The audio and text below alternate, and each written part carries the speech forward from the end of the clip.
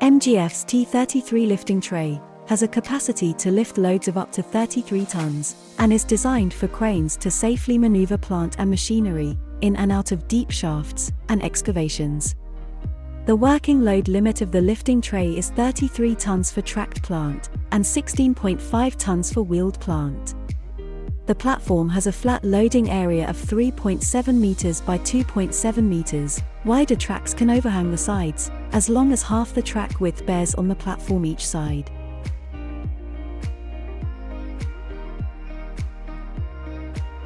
Hydraulically adjustable side arms can be pumped out by either 0.25 meters or 0.5 meters to increase the overall width by 1 meter, to accommodate larger equipment and provide more clearance for vertical slings.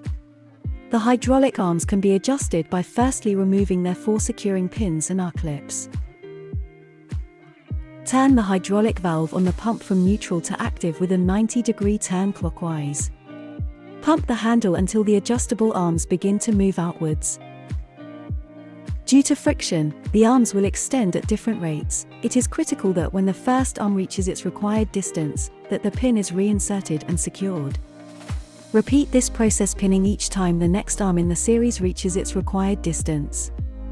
All of the telescopic arms must be secured in place with 15 mm diameter pins and R-clips.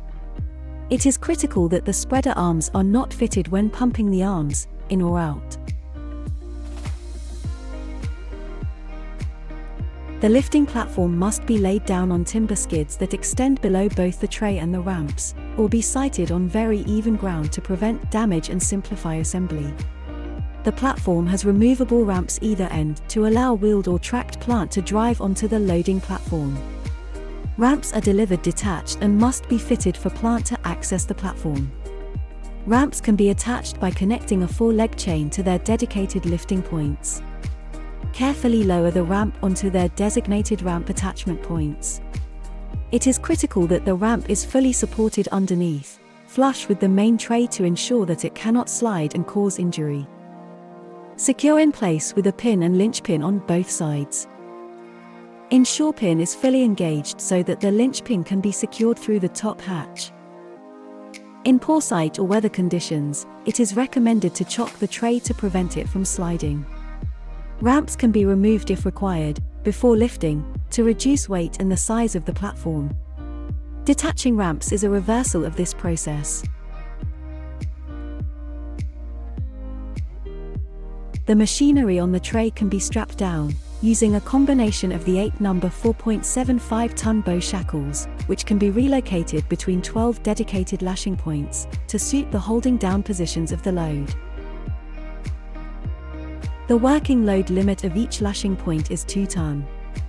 The T33 user guide provides additional instructions and weights of assemblies and individual components, so that they can be incorporated into the lifting plan. The tray can be lifted with either an MGF F55 spreader frame or S80 spreader beam. The spreader frame provides more clearance between the vertical slings and load being lifted. However, if the operator has checked that no clash will occur, then the spreader beam can be used. The tray should be handled using the 13.5-ton bow shackles on the adjustable arms. Each main lifting point has a working load limit of 10 ton. The spreader arm should always be fitted before attempting to lift. This can be done by removing the 13.5-ton bow shackles. Attach a 2-leg chain to the dedicated handling points on the spreader arm, and carefully lower the jaws at each end over the main lifting points. Place the jaws of the bow shackle over both the handling point and spreader arm jaws, and secure in place with the 13.5-ton bow shackle pins. It is vital that the center of gravity of the plant being lifted is positioned centrally to the lifting platform, to ensure a balanced and safe lift. If this means that any part of the plant is projecting from the sides, then ensure that the slings are configured such that there is no clash. The user guide contains further details. Hydraulic arms must be fully pumped in when being transported. Ensure locating pins are removed, and spreader arms detached before retracting the hydraulics.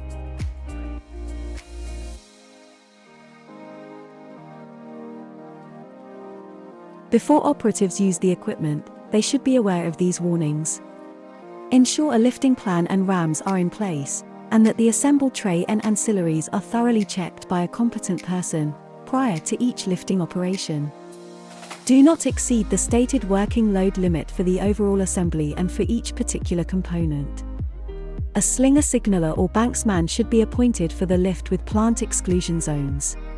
No persons should be in the vicinity of the lift, and the loads should not be suspended over occupied areas. The equipment must be used in accordance with the procedures from Lifting Operations and Lifting Equipment Regulations 1998, LOLA. Ensure the correct shackles are attached and suitably rated straps are being used.